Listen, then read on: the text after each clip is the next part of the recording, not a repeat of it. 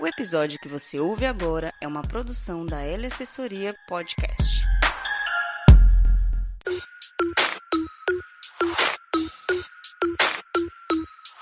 Agora sim! Podcast Dinamizador no ar! Sejam bem-vindos, Batutada! É muito bom tê-los aqui conosco.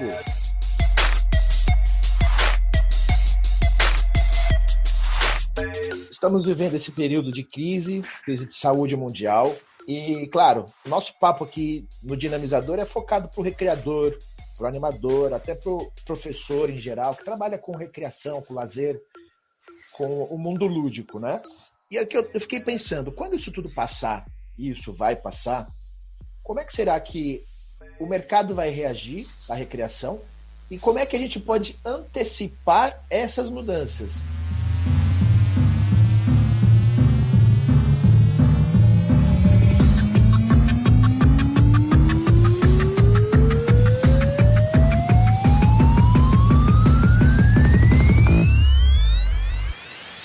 A gente estava conversando um pouquinho antes e você fez um apontamento muito interessante, que é da pessoa sair do seu centro e buscar algo além, né? Eu tenho vários exemplos de amigos que saíram de São Paulo e que foram prospectar a sua carreira em outro lugar.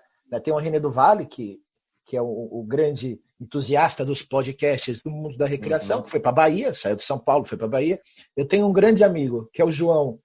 Nós conhecemos no Revelando. Hoje vive em Franca, lá não existia mercado de animação. Não existia, não era que era pequeno, não existia, não tinha nenhuma empresa. Hoje o mercado lá está aquecido e ele faz animação em jogos da NBB, de basquete. É muito top. Tem o Choco. O Choco saiu de Campinas e foi morar dentro de um acampamento, com um projeto super legal para formaturas. O que eu quero dizer com isso? É pegar o exemplo dessa galera.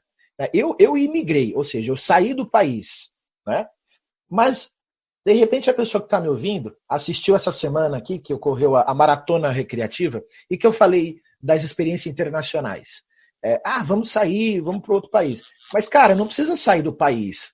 Você pode migrar, você pode mudar de cidade, construir um projeto duradouro, e dali você vai ter um sucesso. Você vai abrir uma nova oportunidade e sair da zona de conforto.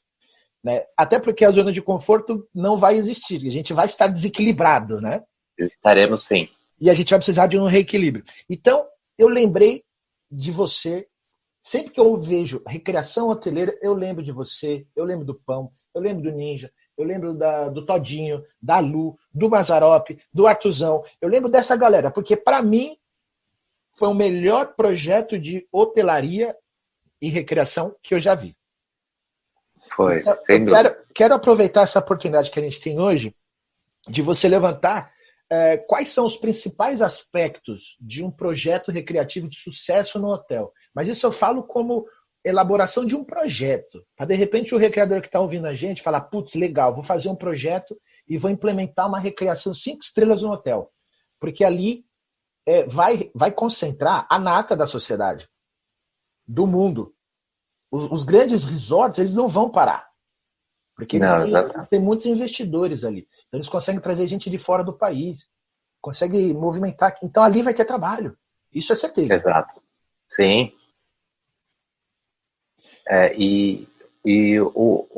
Acho que um projeto duradouro no hotel é aquele projeto que, por exemplo, que escuta o seu público. Você precisa entender o seu público, né? Uhum. A minha experiência não é vasta, mas a minha experiência em hotel é a experiência do Mazzaropi.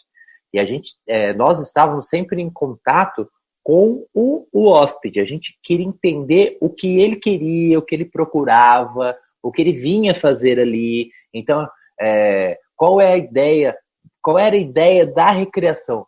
Dar o colo para ele. Então, quando você dá o colo, quando você aconchega a pessoa, aí ela se libera, solta tudo aquilo que ela quer falar, ela mostra o caminho que ela quer seguir. Eu acho que um projeto, né? Isso, um projeto duradouro, pode ser em hotel, pode ser em acampamento, é aquele que você escuta o seu público. O que o seu público quer? entendeu? Lembrando que no hotel você vai lidar com famílias e são percepções diferentes. O adulto vai para o hotel com um objetivo, né? Que, por exemplo, pode ser descansar, né? A criança vai com outro objetivo, que é aproveitar ao máximo o hotel, né? O adolescente vai para o hotel com outro objetivo, que vai fazer novas conexões, arrumar uma nova namoradinha, entendeu? Então, entender quais são essas conexões, casar essas conexões, entendeu? Porque você vai ter várias famílias, né? Você vai ter, por exemplo, assim, o grande choque do hotel, são os adolescentes, né? Porque essas relações podem ser complicadas para um pai que leva um filho, né? E para um pai que leva uma filha. Então você tem que trabalhar ali, ó. Meu, as relações podem ser bacanas. Aqui nós somos família. Fora do hotel, tudo bem. Aqui não. Aqui nós somos uma relação saudável, gostosa, bacana, de interação, que todo mundo veja, que todo mundo queira estar junto, que quando minha filha ou meu filho completar 18 anos, eu quero que ele viva o que vocês estão vivendo. Isso é uma coisa legal, é uma coisa que eu vi no Mazzaropi. As crianças cresciam no hotel. O que eu quero dizer com isso? Sim. Era um ar de acampamento. A criança ia ali pequenininha, 5 anos. Vou falar uma faixa etária. 5 anos. E ela ficava até os 16. Ficava 10 anos no hotel. E isso é um fenômeno um fenômeno que mostra um fator de sucesso. É a visita pela repetição. Porque a gente vê esse fenômeno no acampamento. No acampamento, sim. Eu fui acampante dos 7 aos 16. Eu ia todo ano. Eu via os meus amigos, a gente crescia junto, gerava laços de amizade muito profundos. E isso aconteceu no Mazzaropi. Isso era impressionante, cara. Eu acho que era o grande fator de sucesso que eu vi no Mazzaropi era isso. Crianças crescendo lá dentro. Por que isso aconteceu, Dan? Como é que vocês chegaram nesse patamar? Assim? Escutando essa sua fala aqui, eu acho que isso aconteceu porque o Mazzaropi tinha uma percepção de acampamento. Eu acho que o Arthur, né? Vamos falar assim, o cabeça pensante. O gerente, né? O gerente, exatamente. Tinha uma cabeça de acampamento, né? Eu vou explicar por quê. Quando você faz o acampamento, tudo gira em torno da recreação, né? Então, um projeto é pensado pela recreação, porque a recreação entende a criança, a comida é pensada pela criança, porque o recreador ou o animador deu o caminho, né? E ele está ali junto para dar um suporte, né? Para cortar carne. Exatamente. E aquele mínimo detalhe que a mãe, quando vê, fala, nossa, atendimento 5 estrelas. Exatamente. E aí, o que o hotel tinha, cara? Não era a recreação, era o conjunto. A partir do momento que você chegava no hotel, você era recepcionado pelo porteiro com um sorriso, ele te recepcionava bem, te encaminhava de maneira correta para a recepção. O recepcionista te acolhia. Nessa que ele te acolhia, ele já entrava em contato com o recreador vinha fazer a acolhida da criança. Nossa, isso é impressionante. Era uma sintonia. Por exemplo, assim, a gente tinha uma regra lá, né? Todas o horário de troca, a partir das 16 horas, o seu apartamento estava à disposição. Então, esse era o nosso objetivo. Só que as camareiras faziam aquilo com tanto carinho, com tanta emoção, com tanto envolvimento, que isso era entregue antes. E por que esperar às 16 horas para entregar o quarto pro hóspede que já está ali? Superou a meta, né? 14 para 13, 12 e meio.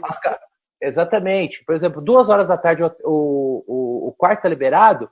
Por favor, senhor, pode se regir. Mas não é às 14? Não, a gente já está liberado, a gente já vai lá. Nossa, isso já dá um conforto no coração absurdo. Exatamente.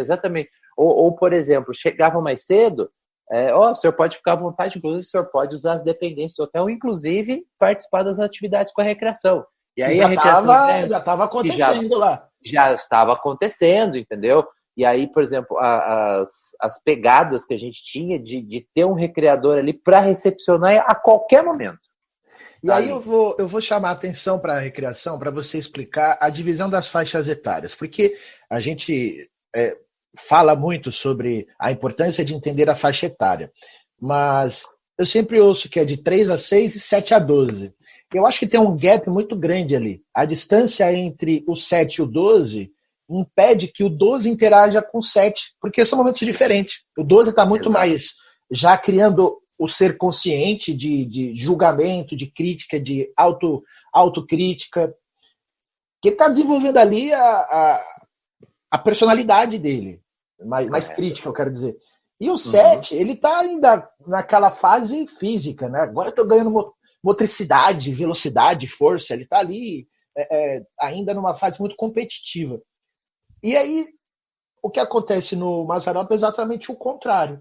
Eram faixas etárias mais curtinhas, respeitando grupos menos distantes, ou seja, eram grupos mais homogêneos. Como que era essa divisão? No começo, quando você chegou, e depois isso foi mudando? Eu vou tentar ser sucinto porque a história é longa, né? Mas eu vou... porque a minha história do Mazzaropi começou em 2000, a primeira vez que eu fui para lá, né? E eu fui convidado por uma amiga que trabalhava comigo com animação de festas e eu fui para o Mazzaropi. Quando eu cheguei no Mazzaropi, eu vi um cenário de divisão, aquela clássica, crianças e adultos, ponto. Uau! Né?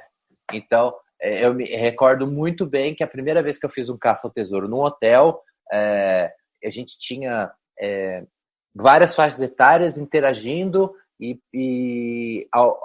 as faixas etárias entravam e saíam da atividade, porque a certo momento era mais interessante para uma idade, a certo momento era para outro, mas no final, onde ganhava o prêmio, que era o bombom, que estava todo mundo lá, né?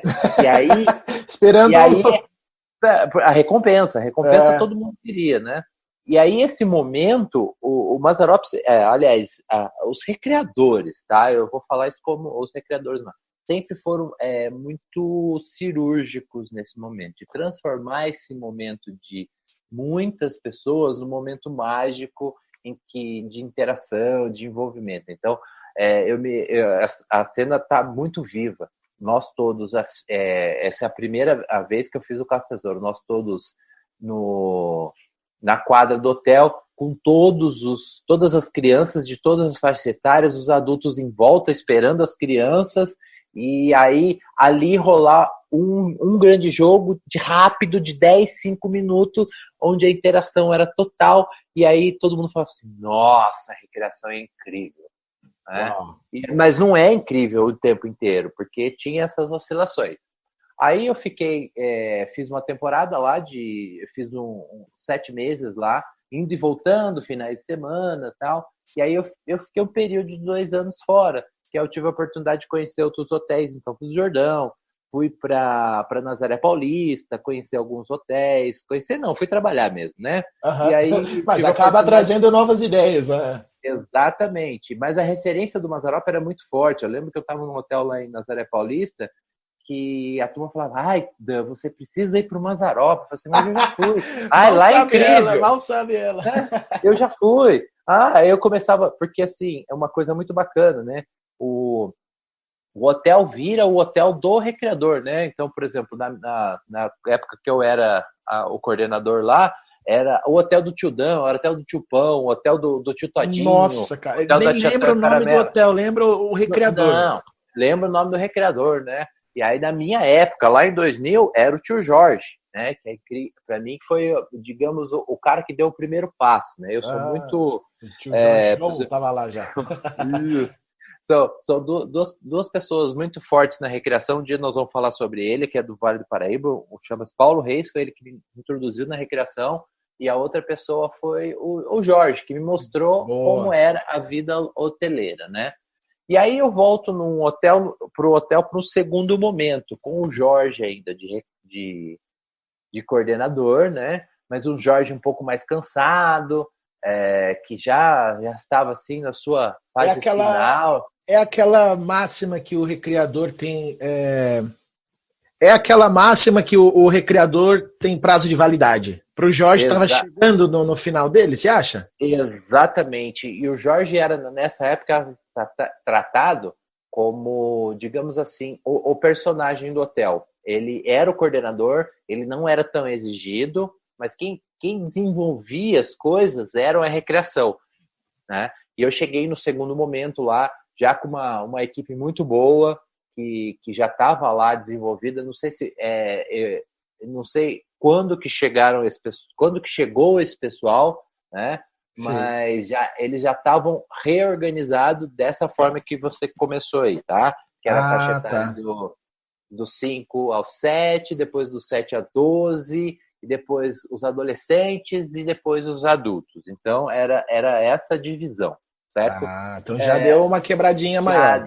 Já deu essa quebrada maior, onde era mais fácil a gente interagir com as crianças, né? E aí chegou um ponto do Mazzaropi que foi a época que o Jorge saiu. Eu entrei na coordenação com o auxílio do Júnior lá, que aliás foi assim, sabe quando você chega num lugar sem experiência nenhuma, alguém fala assim, quer tocar? Eu falo, quero. E aí você começa e aí eu fiz tudo de errado que podia ser feito.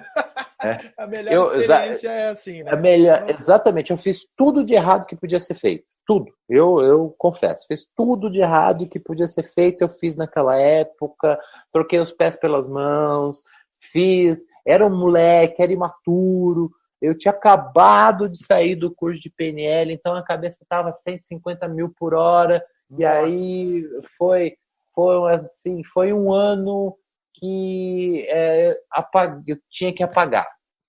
Aí eu me afastei do Mazzaropi, né? Respirei, fui estudar um pouco mais, fui me entender um pouco mais e voltei no segundo momento. Ainda era esse cenário de divisão, e aí veio o convite do Arthur para fazer a coordenação do hotel, né?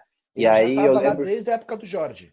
Ela já está desde a época do Jorge, desde a época que eu cheguei da primeira vez. É fundador, né? do hotel, então, diretor. Isso, praticamente, né? Lá a gente tem uma estátua do Mazzaropi e na época a gente falava que assim que o Arthur se for, vai ter uma estátua do Arthur lá também, porque ele é ele é o grande responsável. Ele é exatamente. Mas assim, é o conjunto, né? E eu acho que ele reflete a necessidade que os acionistas, né, que os responsáveis pelo hotel, que são presentes também. Você via os donos do hotel lá, né, que eles interagiam, conversavam com a gente, via a importância da recreação, da recepção, da camareira, né, e essa conversa era na mesma linha. Então, nós conversávamos na mesma linha com o dono do hotel, com o gerente do hotel, com o responsável. Então, todo mundo estava na mesma linha. Essa conversa sempre foi no mesmo tom, né? De sentar todo mundo na mesma mesa, apontar, falar assim, poxa, a recreação pisou na bola tal hora. Pô, mas aí a manutenção não deixou na mão tal hora, assim. E sair daquela reunião, todo mundo leve com a seguinte proposta, ó. Agora, a partir de agora, da porta para fora, nós vamos melhorar tudo isso que a gente apontou dentro da reunião. Então, eram reuniões muito produtivas, muito envolvidas, né? Ah, que legal. E aí chega essa oportunidade de eu ser coordenador pela segunda vez, né? E eu lembro que eu escolhi... eu fiz uma temporada de verão, começava em dezembro e vai até janeiro, né, finalzinho de janeiro, e o Arthur me convida para ser coordenador do hotel. E aí, num segundo momento, que eu já estou mais experiente, que eu já estava com o Guilherme, né, o meu primeiro filho, e aí eu falei assim, não, agora é hora de desenvolver um trabalho bacana.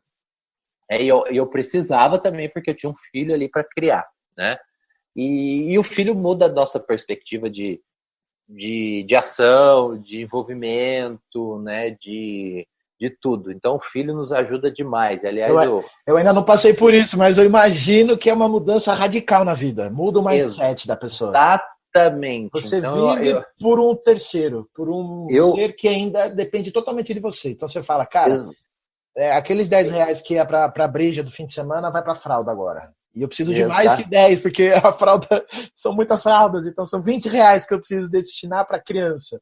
Exatamente. Buscar uma fonte de renda e estável. Eu acredito essa mudança de chave, essa mudança de mindset aí com a chegada do Guilherme mesmo, né? E aí eu comecei a perceber por um outro viés, assim, uma outra olhada, né? E aí eu montei uma equipe assim, para fazer o carnaval.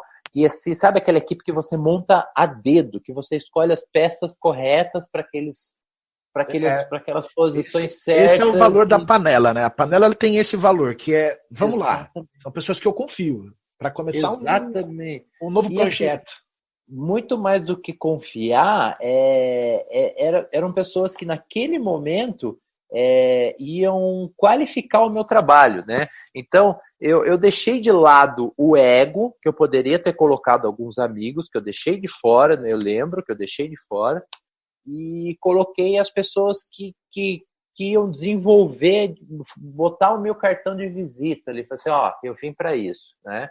E aí a gente fez um carnaval sensacional, aí pós-carnaval a gente sentou e colocou as diretrizes. Pós-carnaval a gente começou a perceber isso que você falou, que as crianças, muitas delas cresceram. E aí naquela época a gente não tinha uma faixa etária que era os adolescentes, né? E, aliás, os nossos, ao contrário, a gente tinha os adolescentes, só que os adolescentes não iam mais. Então, a gente tinha uma faixa etária ali sobressalente. Tá. Os adolescentes envelheceram e não viraram adultos. Né? Viraram adultos. E aí a gente tinha, por exemplo, um feriado, que a gente tinha uma média de 12, 15 adolescentes, iam 2, 3. E a gente tinha uma pessoa responsável pelos adolescentes. E a gente percebeu que não era mais o nosso público. Por quê? Pela conversa, por estar no olhar, por estar entendendo. E aí veio aquela percepção. Falei, opa, mas o 7 a 12 está muito comprido. Vamos quebrar essa faixa etária no meio? E aí quebramos. Aí ficou 7, 8, 9, 10, 11, 12. Foi a hora que o nosso trabalho deu um boom. Por quê? O menino de 12 anos, ele ama o futebol. Só que as relações com o futebol são diferentes, né? A criança de 7 anos ainda é um futebol lúdico, que ele tá ali para brincar, tem que tomar cuidado com o contato, é uma coisa mais leve. Não consegue controlar muito o corpo ainda, não tem a habilidade, o passe, a corrida com a bola, o domínio. Então, os fundamentos do futebol ainda é muito nascente. O 12 já joga campeonato na escola. Exatamente. Até mesmo o choque de uma criança de 7 com a criança de 12, né? Tem outro impacto, claro. Tem outro impacto, né?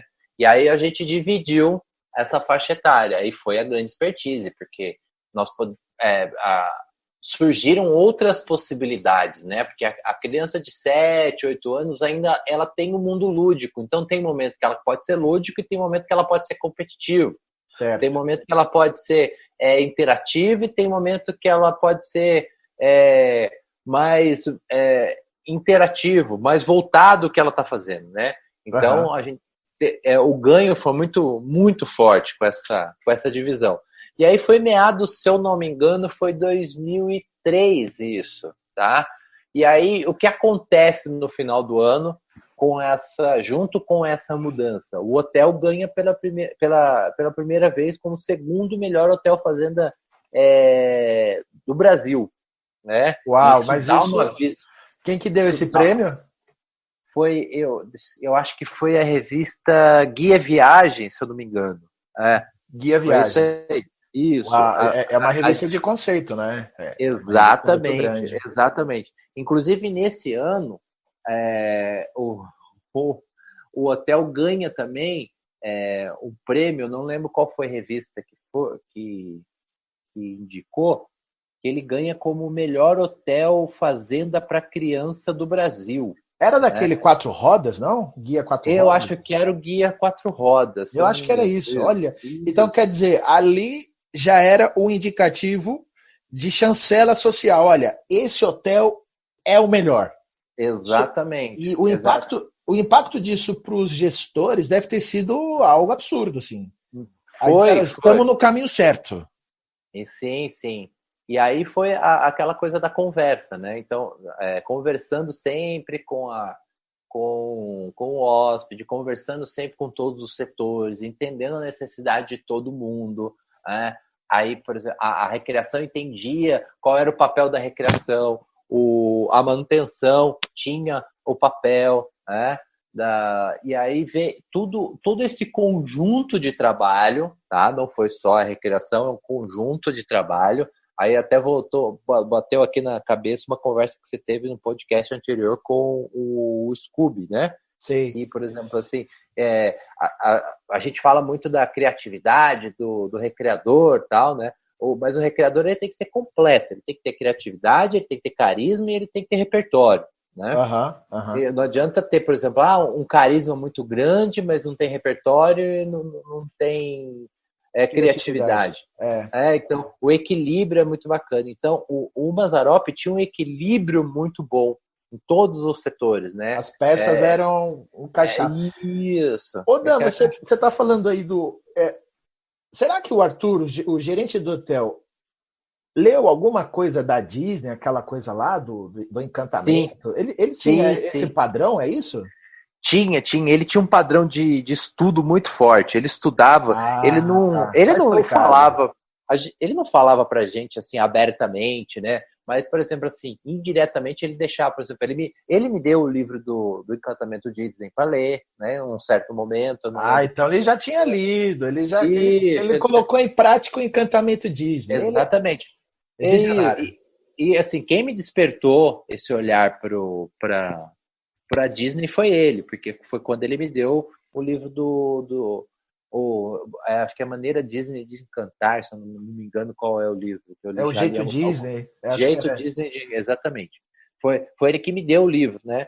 E aí me despertou essa coisa.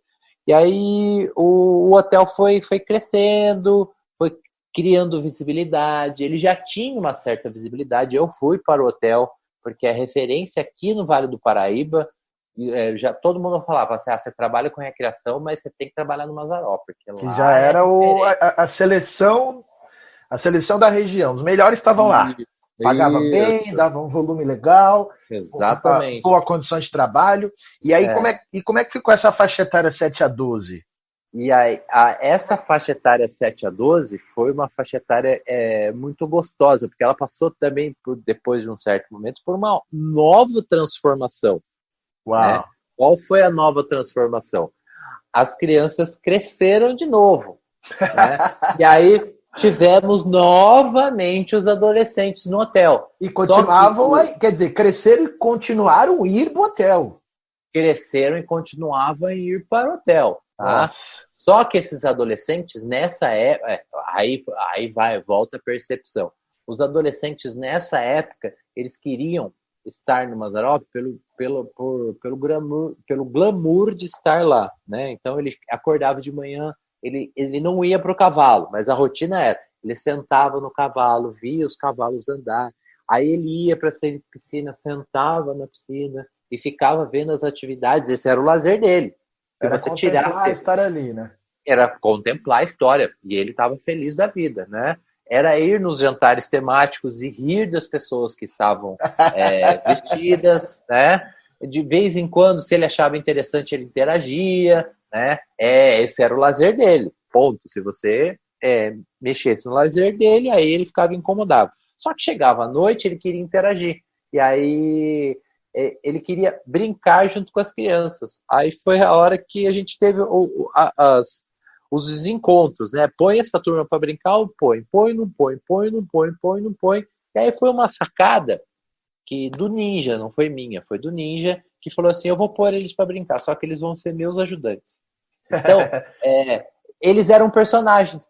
E aí o hotel ganha uma outra roupagem, que os adolescentes vinham para nos ajudar. Que legal, cara. Porque justamente o hotel tem esse gap, na minha cabeça, a maior dificuldade de criar jogos para o hotel era o número reduzido de recreadores. Porque eu vim do acampamento. Acampamento você vai ter um monitor para cada 7, 10 crianças, os pequenos, né?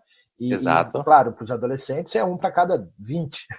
Mas quando vinha jogos noturnos, A gente pensava numa base com um personagem aqui, um personagem volante ali, o outro que era itinerante para aqui.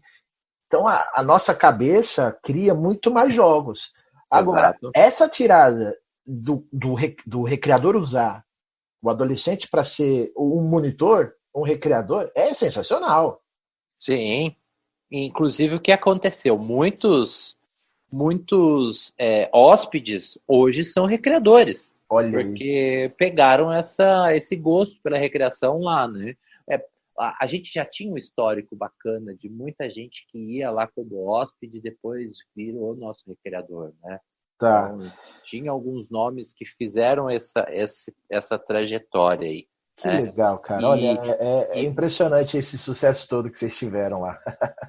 e assim, aí chega uma época que eu acho que isso já foi mais para 2007, 2008, que o hotel chega eleito melhor hotel fazenda do Brasil. Mas essa aí chegou com uma grande, digamos assim, caiu no meu colo. Porque nessa época eu tinha uma equipe que eu não precisava mostrar muito, né?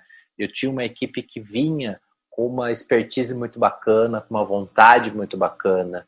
E aí eu tinha na equipe Pão, Caramelo, Todinho, pessoas que eu somente liderava, organizava, ajustava. Era só craque, né? Era uma seleção e você, como líder, só não precisava nem aparecer muito. Você só estava ali na lateralzinha do campo. Vamos lembrar a Copa de 2002, né? Eu era o Felipão, cara. Ô louco. Com bigode e tudo. Eu era o Felipão, porque eu jogava bola, cara. No time daquele time de 2002, você jogava a bola, os caras resolviam a parada pra você. Ali você tinha Ronaldinho, tinha Rivaldo, Roque Júnior. Os caras resolviam uma parada ali pra você. Então, o que eu fazia? Eu só jogava a bola pros caras e falava, eu quero isso. E aí eles faziam. E quando precisava, eu interagia, mas a grande maioria das vezes eles tocavam o barco sozinho, por exemplo. Como eu falei, por exemplo, essa expertise foi do Ninja, não foi minha, entendeu? Boa. Tinham várias outras expertises que a gente desenvolvia em treinamento, que eram deles, que daí eu só incentivava eles porque eles estavam diretamente com o cliente, com o público, eles sabiam. Então, eu apenas trouxe da gerência um olhar para eles que, vocês precisam dar a resposta deles para mim levar para lá, né? Até mesmo, por exemplo, vamos trazer mais um recreador, mas isso é inviável para o hotel, financeiramente não é bacana. Me prova que isso é interessante. A gente provava na recreação que era interessante. E esse time se desenvolvia muito bem, então, trabalhando em conjunto. Aí chega no mundo ideal, né? Ou seja, vocês conseguiram mostrar para o gerente do hotel a importância de ter mais recreadores para você conseguir dividir mais as faixas etárias, dando uma programação específica para o desenvolvimento daquela faixa etária. Então, quer dizer, precisa ter um gerente consciente da excelência, de como manejar todos os setores, né? Não só a recreação, mas a recepção, limpeza, cozinha, tudo. Então está tudo funcionando como um relógio. E aí a recreação nesse ambiente só tende a crescer cada vez mais. Só que aí vamos para um raciocínio assim. Aí a gente falou agora da crise, que de repente uma ideia legal para o recreador se posicionar no mercado é ele construir um projeto como esse que você construiu. E pela trajetória passa de 10, 15 anos, né? Foi um processo muito longo, toda essa transformação. Mas porque você foi batendo cabeça aqui, errando aqui, acertando ali, e no seu próprio instinto, junto com pessoas muito importantes, você construiu esse modelo, né? E que agora fica mais fácil replicar o modelo. Vamos dizer que você construiu um modelo do zero. Quando esse modelo está pronto, é fácil replicar. O difícil é fazer o primeiro. O difícil é fazer o protótipo, né? Sim. E a partir dali, a evolução. Vai ficar a dica aqui para o recreador que está ouvindo. Olha, vamos construir projetos. Tem um outro projeto muito legal que o Bolinha, o Alan, construiu em Atibaia. Eu não vou lembrar o nome do hotel dele, mas ele levou uma galera muito forte para lá também, divisão de faixas etárias, com material a dar com rodo. Porque o diretor lá, o gerente, ele foi diretor de acampamento. Eu vou procurar saber, eu vou colocar aqui embaixo depois, na descrição, qual é esse outro case de sucesso, porque eu imagino que o recreador ele vai conseguir se safar de uma possível crise no mercado com projetos duradouros. Eu não vou dizer, vai para o navio, porque o navio vai funcionar sempre. É um mercado gigantesco em crescimento. Cada ano que passa, mais navios vão para o mar. Mais navios no mar, precisa de mais recreadores a bordo. Só que ali tem uma barreira muito grande, que é a barreira da linguagem, do idioma. Tem que falar inglês no mínimo, né? O português e o inglês já conseguem embarcar. Mas você, como recreador no Brasil, consegue fazer um projeto dentro de um acampamento. Existem muitos acampamentos precisando de projetos inovadores. Tem acampamentos que pararam no tempo e a estrutura está ali. Chalé, refeitório, toda a estrutura de lazer montada e que não consegue ter um giro de crianças ali porque muda o comportamento da escola. A escola não vai mais pelo lazer simples, vai por outro conceito que é o do aprender, né? Então, os acampamentos têm se tornado projetos pedagógicos e de lazer. Tem os hotéis também. Então, para a gente conseguir resumir um beabá, o recreador que está ouvindo falou, concordo com esses caras, eu acho que estou estimulado, quero fazer um projeto duradouro. Qual é o primeiro passo, Dan? O que você indica como início, assim? Vou fazer um projeto, uma obra de arte, como fala o Murilo Gun. Murilo Gun diz o seguinte, a gente faz obras de arte na nossa vida, que são aqueles projetos que a gente se orgulha. Eu acho que eu entendo que usando o Murilo Gun e usando a sua fala, é uma coisa que eu sempre falo para os recreadores. Qual é a sua expertise? Né? O que você sabe fazer de melhor? Né? Por exemplo, eu sou formado em educação física. Né? Eu dou aula de educação física atualmente e eu uso a recreação na educação física. Eu dou recreação o tempo inteiro na educação física? Não. Eu uso a recreação como ferramenta para interação de aulas de atividade física. Lá eu ensino futebol, vôlei, basquete, desenvolvimento motor, habilidades corporais, com auxílio da recreação, não a recreação em si. Né? Mas qual é a sua expertise? Qual é a sua expertise? Você já procurou? Às vezes a sua expertise seja lidar com o público, seja conversar com o público. Então, seja um recreador atendente, aquele que vai trabalhar na recepção de um hotel, que vai recepcionar gente em evento, usa as habilidades da recreação para a sua expertise maior. Né? Qual é a sua expertise? Né? O Murilo Gun fala muito que o profissional que vai se destacar é aquele profissional criativo. Quer mais criatividade do que trabalhar com recreação? Exato. Quer ter mais... Exato, você precisa ter, entendeu? Então, por que você não pode ser na engenharia, ser um recreador? Tirar ideias de onde não tem. Hoje, por exemplo, a gente precisa urgentemente de um recreador na medicina. Para quê? Para achar a cura desse vírus que está aí, entendeu?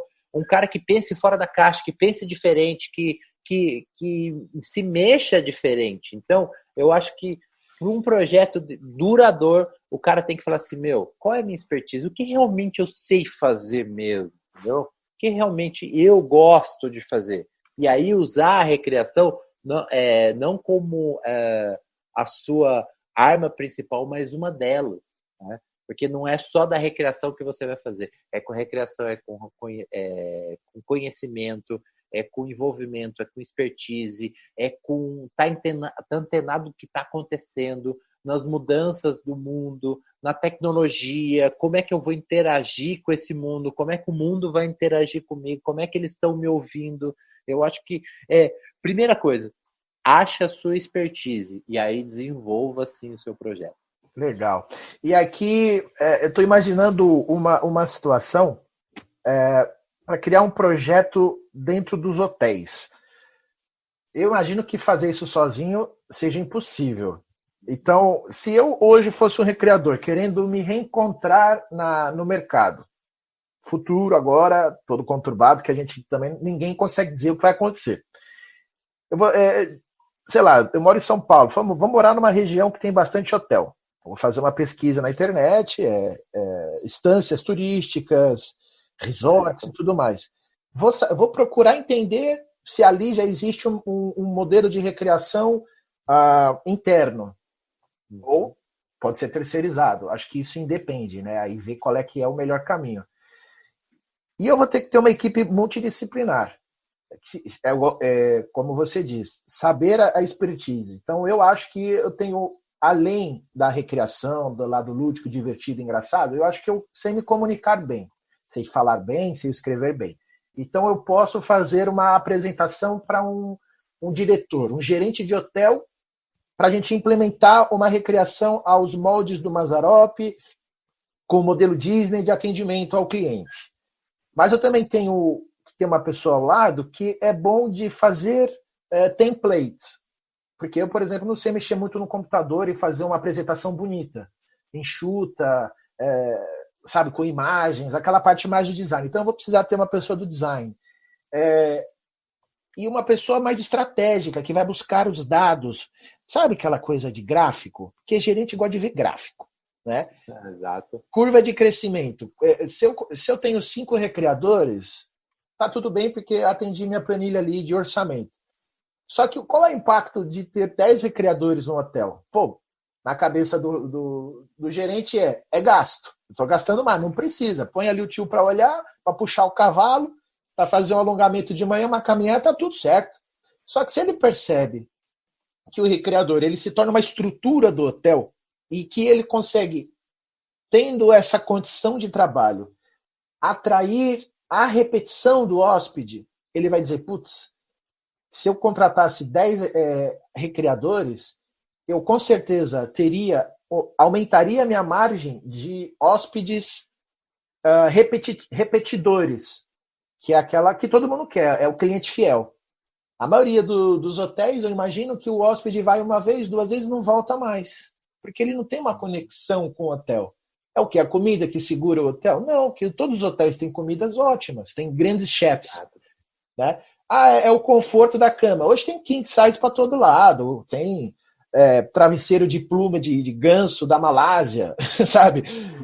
Tem uma piscina aquecida, mas quase todos têm uma piscina aquecida e um toboágua. Mas ali tem... Se a concorrência do resort for estrutura, sempre vai vir alguém com uma estrutura mais importante. Vai vir com um toboágua que brilha. O meu toboágua tem um DJ. O meu toboágua solta fumaça. Então, quer dizer, não é a briga pela estrutura, é a briga pelo valor humano, que é a qualidade futura, né? Qual é a qualidade futura, para além da criatividade? É ser humano. A habilidade é saber ser humano. Porque o computador e a tecnologia vai tomar o lugar de várias outras funções. Então, eu quero hoje estimular a galera. Mano, faça um projeto duradouro com as suas habilidades, convoque uma equipe multidisciplinar, aprenda a apresentar uma proposta, pode ser para o dono do hotel, pode ser para o investidor, para os acionistas, ou para o gerente direto. Mas alguma coisa ali você tem que apresentar com conteúdo. Exatamente. Eu escrevi aqui 2 coisas bacanas na sua fala, né? Que é a preparação, né? Você fala de pesquisar um grande centro ou não, entendeu? Porque tem dois objetivos quando você vai, por exemplo. Vamos pensar em cidades específicas, né? Campos do Jordão. Lá tem vários hotéis, eles vão se manter, porque lá muita gente de muito valor, muito poder aquisitivo. Os hotéis de Campos do Jordão vão se manter e vão ficar lá por muito tempo, tá? Mas eu vou para Campos do Jordão de que forma? Né? Como é que eu vou me instalar? Então, é a preparação. E aí, o que a gente fala na hipnose, né? É o exercício de imaginação. Você já se imagina lá, como é que eu vou fazer, como é que eu vou me virar, como é que eu vou lidar com esse público, né? Geralmente os hotéis de Campos do Jordão não tem uma grande equipe de recreação, tem uma equipe reduzida, porque o grande atrativo é a cidade. Então o hotel vira aqui uma muleta. Eu vou lá, almoço e vou fazer um passeio no Capivari. eu venho aqui, tomo café e vou andar a cavalo lá no centro da cidade, que é mais interessante andar no cavalo no centro da cidade. É o turismo completo, né? Não é só dentro do hotel, você sai para ver a cidade. Né? Ou não. Por exemplo, como o René fez, eu vou lá para a Bahia, né? Na Bahia tem grandes hotéis, só que eles são afastados, porque são resorts, né? Então, quando a pessoa vai para um resort desse, ele faz tudo dentro do hotel. Ele não quer sair, ele não quer ir para praia diferente, ele está ali, ele quer o conforto de ficar ali, tudo perto dele. Então, você faz, de novo, hipnose. Um exercício de imaginação. O que o meu público vai querer, o que eu vou oferecer para o meu público, como é que vai ter que estar a minha cabeça, o que eu vou me preparar, como eu vou me preparar. E esse é o exercício de imaginação que a gente tem que ter antes de desenvolver um projeto pessoal. Primeiro, esse projeto tem que ser seu, tem que ser da sua expertise, tem que ser um projeto pessoal, para depois que esse projeto se agregue a um hotel que tenha as mesmas características que esse valor seu pessoal, né? E aí vem a grande expertise de todo mundo, a grande sacada. Qual é o seu diferencial, né? Por exemplo, Campos do Jordão. Eu vou lá para Campos do Jordão, vou no Hotel X, porque qual é o diferencial dele? Ele tem uma acolhida diferente. Chega lá, eu não sei, mas eu me sinto bem. Porque camas, todos os hotéis lá de Campos do Jordão têm a mesma. Recepção, todo mundo tem. Lá, cozinha, eu posso sair e comer fora, né? Tem grandes pacotes lá em Campos do Jordão que é só café da manhã, que as pessoas vão almoçar fora, né? A rota gastronômica, né? Vai comer exatamente ali ao redor. Qual o diferencial? Por exemplo, vamos voltar lá na história do Mazzaropi. Qual é o diferencial do Mazzaropi, né? Por que eu escutava no final, por exemplo, assim, no final das férias, na última semana, né? E do pacote falava assim, tio, poxa vida, acabei de voltar da Disney. Você fala, poxa vida, mano, voltou da Disney, porque, você sabe o que é? Meu filho chegou, depois a gente foi pra Disney, passou a semana lá, levei a minha sogra, levei minha mãe, foi a família inteira, a gente se divertiu, foi em todos os parques, não sei o que. Quando a gente chegou no Brasil, meu filho virou pai. Beleza, agora a gente vai pro Mazzaropi, né? Então, as férias. Então, não estava completa as férias, falta alguma coisa. Não disse, não é gente, eu quero o Mazzaropi. Exatamente. Por quê? Porque qual é o diferencial do Mazzaropi, né? Qual é o seu diferencial? Qual é o diferencial do Aruan? Que as pessoas contratam o Aruan, o que eles esperam do Aruan? Quando eles contratam o Dan para contar uma história, por quê? Qual é o diferencial do Dan? Porque ele viu com aquele trabalho. Então, aí nessa fala sua é bastante rica, que dá para tirar para quem está ouvindo aí bastante coisa, que é preparação, exercício de imaginação e diferencial. Então esse é o resumão aí. Pô, legal, Dan. Acho que o pessoal agora aí deve estar... Esse é o objetivo do meu podcast, é gerar essa coceirinha, gerar curiosidade, um conteúdo super vasto, denso para o recreador, buscar alternativas, principalmente agora, né? Nesse período de crise, a gente tem que se reinventar e se recriar ainda mais. Então, atitudes extremas devem ser tomadas em situações extremas. Dan, cara, muito obrigado pelo seu tempinho. Foi uma prosa muito gostosa.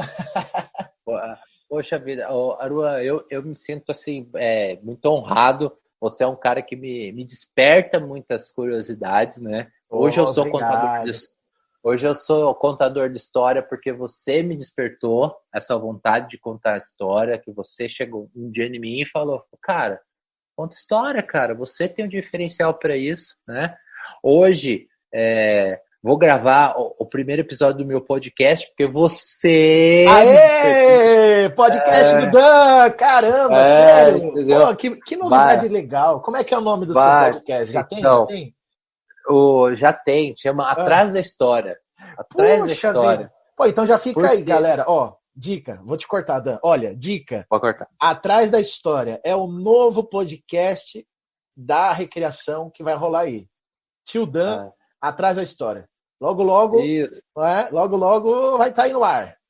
Vai estar aí no ar. E a minha, exatamente, a ideia é Atrás da História, contar como é que o contador de história chegou lá, Que legal. Para que você tenha esses insights. Então, você é um cara que desperta muito, eu gosto muito de conversar com você, gosto muito de prosear com você. Obrigado, Dan, obrigado. Estou sempre à disposição e vamos trocar muitas figurinhas, pode ter certeza. Eu tenho uma hashtag que virou agora o meu mantra. É o Bora Dinamizar. Então eu queria que você desse uma despedida para a galera e termine com Bora Dinamizar. Vamos ver o que sai nesse improviso aí. Valeu, galera. Obrigado aí para você que está ouvindo, para você que teve insights aí, para você que teve outras ideias, né? E seja o seu diferencial. Qual é o seu diferencial? Busca o seu diferencial e a sua expertise. E bora dinamizar. Bora dinamizar. Dan, obrigado. Valeu.